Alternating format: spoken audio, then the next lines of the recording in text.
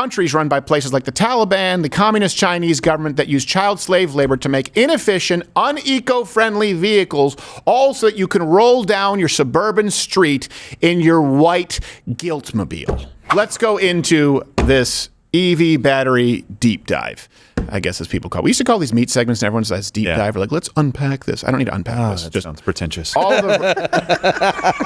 All of the references are available at louderwithcrowder.com. We'll have the link in the description so that you can go through all of these sources. I think that's important for you. And again, my question earlier is, how much do you know about EV batteries? What is required to process them, manufacture them? What goes into them? And I think that there are a lot of, if you've driven some like Teslas, they're cool. Yeah. They're fun to drive. That's a different issue. And I think that there are a lot of Teslas out there that are, first off, it's a more American car than a lot of American car manufacturers are creating. Cool, they're fun. The torque is a lot of fun.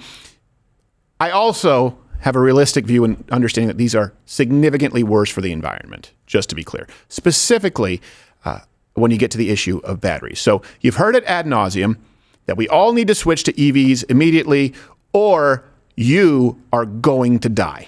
This is so serious now. We're in the hottest year ever measured. We're seeing these extreme climate-related weather events just causing havoc all over the world. And the scientists who've been spot on and dead right in their past predictions, we've seen it play out.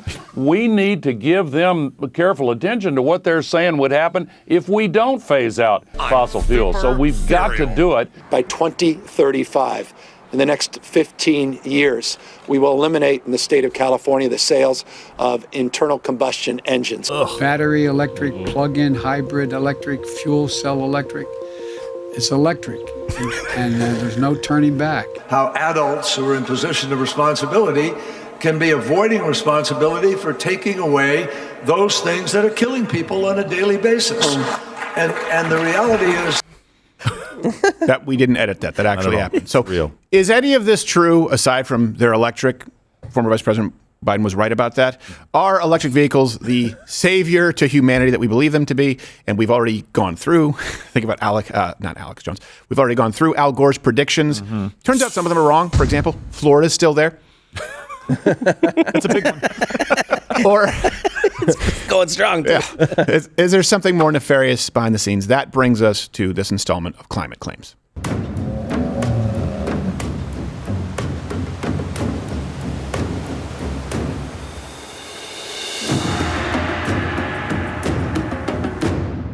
Okay, so we've already done some segments here on electric vehicles, right, and how they're powered. You can go and search the channel, or probably best to go to Rumble or Mug Club.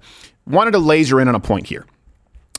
The main difference, obviously, between supposedly eco-friendly electric vehicles and other eco-holocausting vehicles is that they use a battery instead of gas, instead of a combustion engine. That's really the differentiating factor, right? They both have frames, windows, tires. So what makes the EV better for the environment, allegedly, is the battery. Okay, battery, good. Fossil fuels, bad. So what goes into one of those batteries? What's needed to make one? All right, well, let me list the important raw materials. And I know that there are more, but these are sort of the main ones here. Lithium, cobalt, nickel, graphite, manganese, also the names of the Planeteers. So how are we supposed to access all of these so-called eco-friendly materials? Now, that looks rough, but it's because you don't understand it. So let's go to lithium first. Lithium, very important mineral, especially for Britney Spears. 75% of all lithium is located in the lithium triangle. So that's Chile, Argentina, Bolivia, and Courtney loves small intestine. Now, extracting lithium is not easy. It's not easy. The process itself pollutes the surrounding air, water, and it consumes a significant amount of fresh water in the mining process itself. Mining companies also use millions of gallons of fresh water, and in one of the driest places on Earth, locals are scared of what that will do to their already scarce water supplies. And they worry they won't get their fair share of the white gold rush unfolding in their own backyard. Que no nos estén incitando, porque nosotros también sabemos cuándo te levantarnos. So 2.2 million liters of water are needed to produce 1 ton of lithium. That's 21 million liters, just to give you an idea, per day on average. 21 million eco-friendly liters per day. Captain Planet, he's our hero, gonna take pollution down to zero. So, considering, let's assuming that we go along with the neo-environmentalist movement. Okay, fine, right? That we're running out of water. I'm using those as the premises here for the argument that the left is making, these politicians are making to try and force you to lithium cobalt batteries. All right, this should be pretty concerning because the largest lithium mines, they're smack dab in the middle of the desert where water is already hard to come by. Which brings us to another problem, where a lot of the lithium needs to be mined. So another major source of lithium is in Afghanistan, which is, some would argue, a distinctly non-eco-conscious country under the control of a particularly non-eco-conscious Taliban.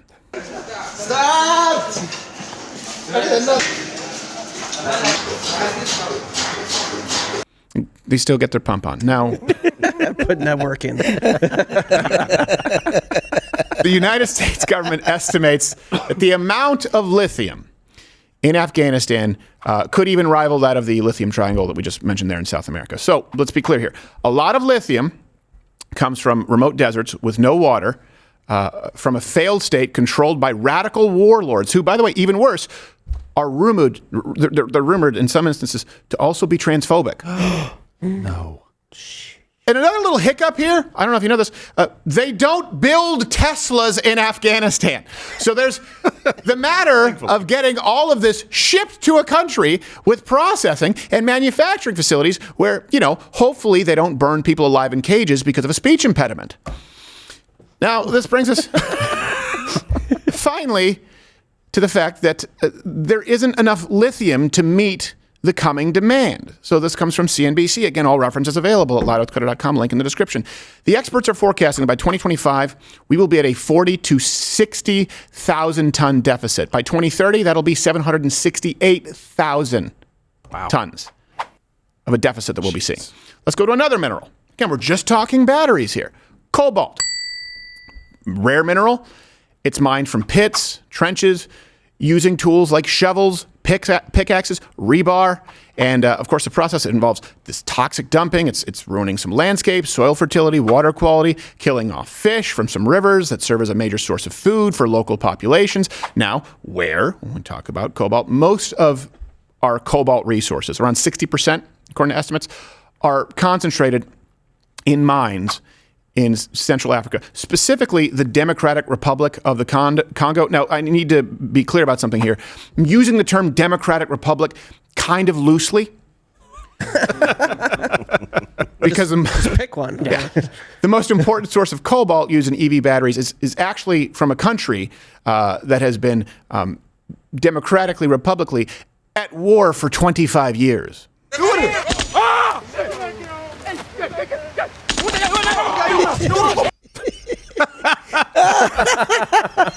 Never give a monkey an AK. So, That's just good family fun. Just saying. Sorry, here's the war stuff. The people of the village of Mukondi bury the bodies of dozens of children, women and men killed in an attack by an armed group. It's not the first time they've had to do this. That was another thing. Remember I told you earlier that it was largely mined with shovels and pickaxes. Women and children are doing so-called artisanal mining. But don't be fooled. This is no quaint cottage industry. At barely 10 years old, children lug heavy sacks of cobalt to be washed in rivers. From as early as 4, they can pick it out of a pile.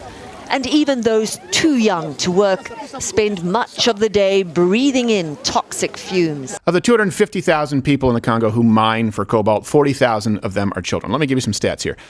Their wages are typically less than $2 a day. It's been reported repeatedly that children working in these mines are drugged to dull their hunger. They're starved if they don't collect enough cobalt. They're often beaten and extorted by soldiers dispatched by the government. But they have weekends off and they are their own boss. So that's good. Captain Planet, he's our hero, gonna take pollution down to zero. All right, Toolman, you got your fingers in the button now? Okay. Yes. So actually, there's a company, Glencore. It's a mining company that provides Tesla with a lot of the materials they need, including cobalt. They topped the list for human rights abuses in 2022. Think of all the companies that exist in the world. You're number one. Yeah. Well, they're up there. They're up there. Well, I believe they're not, depending on the list that you use, if it's a pound for pound list. But, the point is, they're bad. So when you talk about protesting Gap because of sweatshops, and then you say buy EVs, it's not even close, because you're dealing with these rare earth minerals that need to be mined in ways that are impossible to do without, largely to meet the demand, slave labor of children. Luckily, Hollywood has picked up a story and is going to be bringing awareness to the masses. It's the hard knock life for us. It's the hard knock life for us. Okay. That was South African. Yeah. Like, isn't there a new version? There's a chimpanzee with an AK when you need him. To be clear, people tuning in late, it was an actual chimpanzee with an AK. Literally. Yes. So now you know where the material for these EV batteries, right, where we get the actual material. Okay. But who actually controls the means of production? So if you get the raw material, okay, now we need to go to production. All right. Let me give you a hint. China. China now accounts for over 70% of global EV battery production capacity, and with over 20 years of consistent commitment to African nations, it has placed itself in the right position to access the resources needed to continue this trend, leaving the U.S. to play catch-up. So the Chinese government, just to be clear, tiny people but large ambitions. So it shouldn't be a surprise that they control 70% of the production worldwide, according to researchers, of lithium production. 70% of the lithium production worldwide, China. In 2020, all global companies, to give you an idea, some context here, all global companies combined, they acquired about 6.8 million metric tons of lithium. In 2021, Chinese firms alone acquired 6.4 million metric tons of lithium. So 1 year, 6.8, the whole world. Next year, 6.4, pretty close, just China. Dang. Well, so Chinese mining and battery companies, they've also invested about $4.5 billion. I almost said million. The good old days. $4.5 billion in lithium mines in the past 2 years. And China themselves are behind a lot of Africa's lithium projects in countries like Namibia, Zimbabwe, Mali. And China is on track right now they're on track to get more of it. Mm-hmm. And by the way, they're on the right track, because according to the World Bank, they report that global production is projected to rise by 965% for lithium, and then about 585% for cobalt by 2050. So they've carved out a stronghold in the African mining market, the Chinese government, in exchange for development aid, and this is particularly prevalent, as something that you see in Congo. Back in 2008, the Democratic Republic of Congo struck a big deal with Beijing. China's state-owned firms would build hospitals and roads in return for revenues from copper and cobalt mines. 13 years on, critics say few of the promised benefits have materialized. Surprise! Aww. No, not China. Yeah, not China. They didn't keep their word. Yeah, you mean that China wouldn't be treating Africans well? Oh, come on. Pinky promise. Let me give you an example. 2008, there was this infrastructure for resources swap, I guess. I guess kind of like a Chinese gift. You have to call it white elephant now. You can't call it Chinese. White elephant, yeah. Chinese It's a red elephant. In this, yes. In this case, you know what? Let's just call it the old China screw job. They acquired a 68% stake in Seco Mines, a copper and cobalt joint venture with Congo's state mining operation. I believe it's pronounced Gécamine. Gécamine. I don't know how you pronounce it, but you guys, it's a French word I'm pronouncing, but you can correct me to say it the wrong way in English. This is according to AP News. So China's also unbelievably active with their investments in Zimbabwe, a country with huge resources as it relates to lithium. Zimbabwe has been mining lithium for 60 years, and the government estimates that its Chinese-owned Bakita mine, located 300 kilometers south of the capital, Harare, has about 11 million metric tons of lithium resources alone. In Zimbabwe, there are more than 80 state-owned Chinese enterprises, which have amassed a total of $10.4 billion in investments and contracts in the country from 2005 to 2020. Meanwhile, the U.S. has fallen behind, and relations with the nation have been shaky. Now, I know that some of you are going to say this next part is ethnocentric, but it has nothing to do with the fact that, that these are small Chinese people, and everything to do with the fact that they employ slave labor and, as they see their economic boom there in China, total disregard for basic human rights. And their domination of these mineral markets is a big problem for a place like the United States. So in 2022, the United States imports of lithium-ion batteries climbed up to 637,000 tons. That's a 99% increase from 2021. Wow. How many dustbusters do you need? 5. And a Tesla. You asked. So currently, to give you an idea, and this, if you assume that all countries are equal in the way they treat the environment, now, of course, statistically they're not, the United States relies 100%. I know you're thinking, 90? No. 95? Incorrect. 100% on imports and secondary scrap materials for its cobalt consumption. China refines 72% of the world's cobalt, while the United States refines 0%. 0%. Again, you have to keep in mind that means these products also, aside from the energy, the incredibly energy-intensive process to mining them, to process them, it has to be sent across the ocean to the United States because we refine 0%. So the United States, for example, we have about one main cobalt mine, at least that would be of note, stopped construction in late March 2023. This was in Idaho. Why? This is a news report to focus on their real passion. Whenever people think of Idaho, the first thing they think of is the potato. Real cool. He's not happy to be there. Phoned that one in. That sounded sincere. And keep in mind, before we even get to transporting it, all of this mineral this comes from the country that far and away leads the world in CO2 emissions. Bring that back up. Planet, he's our hero. Gonna take pollution down to 0. Bring back up the graph. Yeah, look at that. That's China. Jeez. They're the red one? Number 1. Where are you, Greta Thunberg? Jeez.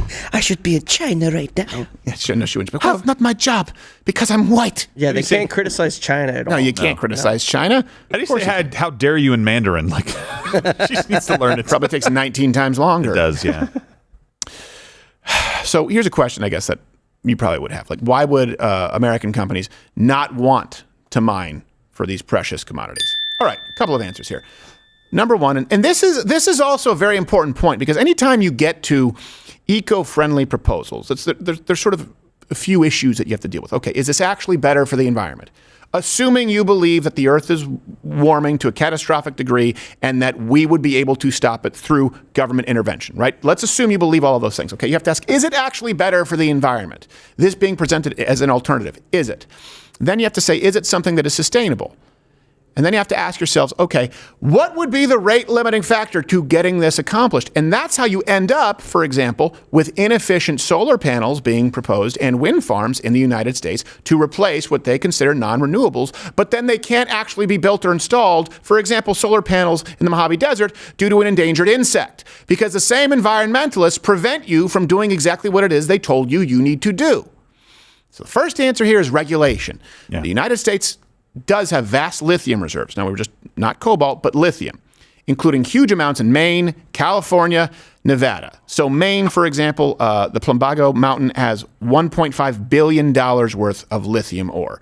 California, the Salton Sea, which is one of the creepiest places on Earth, if you've ever been there, contains $500 billion potentially of lithium. Nevada, the McDermott Caldera, that's on the border with Oregon. It contains $1.5 trillion worth of lithium. That's a lot of lithium. Wow. Unfortunately, environmental concerns, now keep in mind, the environmental concerns that come from the same people who demand electric vehicles which is why we have a demand for lithium and cobalt in the first place, end up creating regulations that prevent the United States from ever actually getting their hands on their own lithium. So the United States, to give you just a really quick fact, takes 10 years to get a permit for a mine. You have any idea how much carbon dioxide is going to be released from China in those 10 years? And then, of course, you also have a lot of local communities who are completely opposed. Like there are towns, entire towns in Maine that have passed laws preventing nearby mining due to fear of water pollution. Kind of like Ted Kennedy. Remember, he said, we need wind turbines, but not on Cape Cod out in front of my house.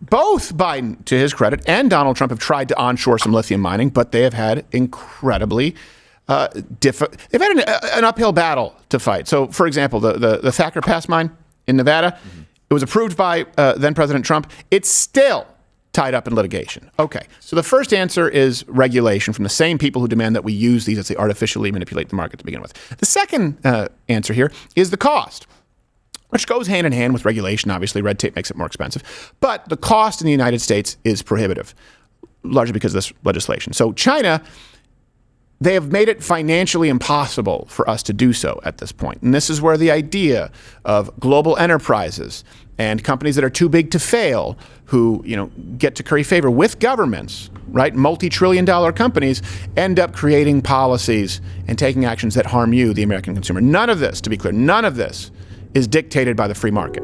So China has made it pretty much impossible to do so. So Bryce Crocker, the CEO of Australia's Jaguar Mining, this is a company. Did I say, is it Jaguar? Jaguar? I don't know. Is it French? Do they try and sound French? Like Jaguar? Jaguar Okay. Mining. All right. Sounds like a cologne that you would get at Dollar Tree. This company, they own that Idaho mine, the rights to that Idaho mine.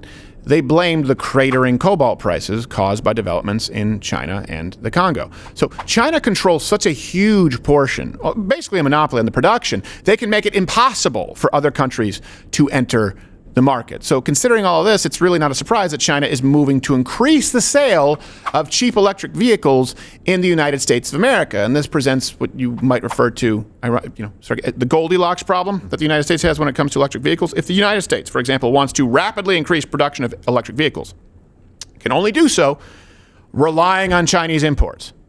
But if the United States moves too slowly, low-cost Chinese EVs, they're going to make their way, like BYD is actually, oh, that's right, we have a clip, BYD. If they try and do it fast, the United States, they have to do it through China. If they do it slowly, they get devoured by China. Companies like BYD, they're going to flood the U.S. market. If we work together to build a brighter future for today, you can make history tomorrow.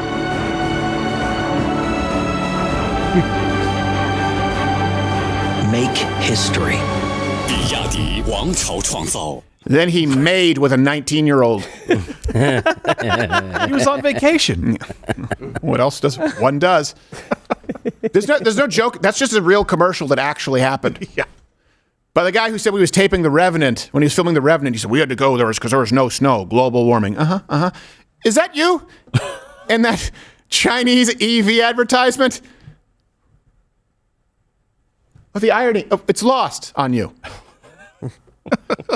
And this brings us to the idea. Let's assume that there was nothing wrong with the mining of lithium and cobalt. Okay, let's assume that the Chinese government was honest and they weren't releasing record numbers of carbon emissions into the air.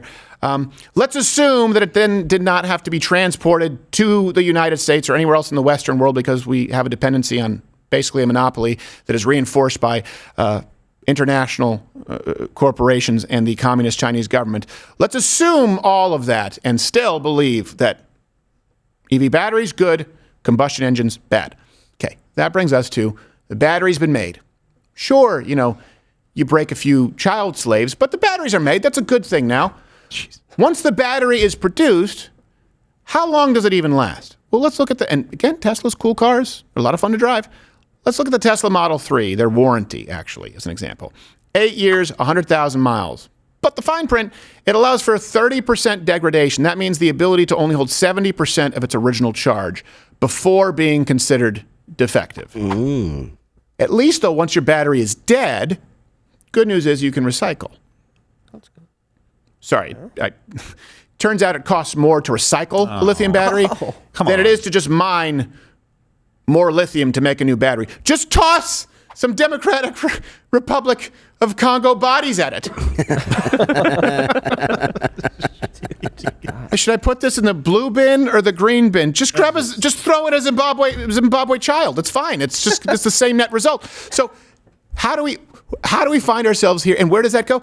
About 5% of lithium batteries are being recycled globally. Wow. 5%, meaning that the majority of them, the vast majority, if you do the math, 95% are just sitting around somewhere being a pollutant no matter what you try. See, we're creative, but that's really more of an arts and craft. It's a hobby. It's not stable. It's not sustainable. No, it'll catch fire. As an alternative. I would have went with Energizer, but... okay, fine, whatever. The problem is, I like my batteries to go, but I don't want them to keep going and going. I guess you go, you stop. Yeah. You stop. There's a limit. It's unnatural. So there are entire swaths of EVs that have been abandoned in what they call electric vehicle graveyards in China.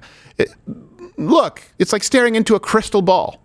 Because it's all a money grab and it's a ridiculous scheme and a Ponzi scheme type situation in China, they just pump these things out without doing proper market research, without actually seeing if it was viable or not. And so the end result is fields and fields of thousands of hundreds of thousands of abandoned vehicles that are now going to rot. Now, this is where it gets insidious. These cars are electric vehicles. I prefer my equally eco-unfriendly diesel graveyards.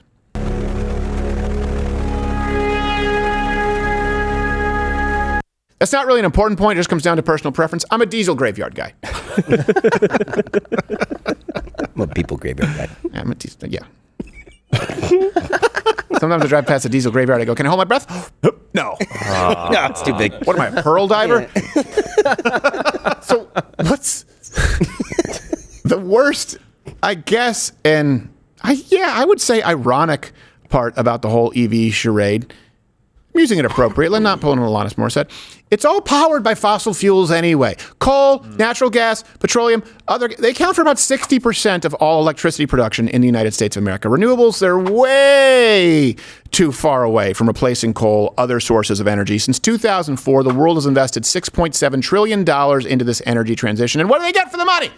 Fossil fuels still supply 84% of the world's energy, down a total of less than 2% since 2004. 20 years, 2%. In that same time, China, India, doing this on the graph. So stupid. Doing what? Just that. That's what it's doing. You got to fix your hair now. Thank you. Sorry, that happens every time I do the CO2 emission graph. One of my favorite characters. So let's bring this home here. And again, all of the references are available. The link is in the description, louderwithcrowder.com. I highly encourage that you go and research this more because this is it's a con. It's a con. There's nothing. And by the way, I have no problem if you like electric cars. They're cool. I get it. They're fun to drive. In some cases, they make more sense. In most cases, they don't. But as it relates to the environment, as it relates to government stepping in and punishing you, raising the prices of energy that you need in the name of the environment, it's a lie, and they are invariably, as government does, when they intend to solve a problem, more harm than good.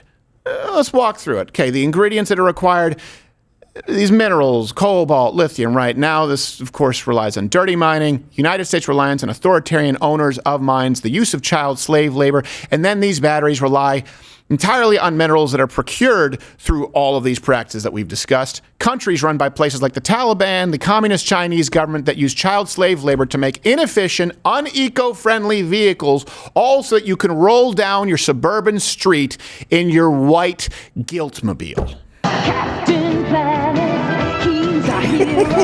Gonna take pollution down to zero. So someone tries to tell you, you need to go electric. They forced you to go electric into a car with a giant lithium battery. By the power of yours combined, he's a dick. That's been this installment of Climate Claims. Watch Louder with Crowder live Monday through Thursday, 10 a.m. Eastern.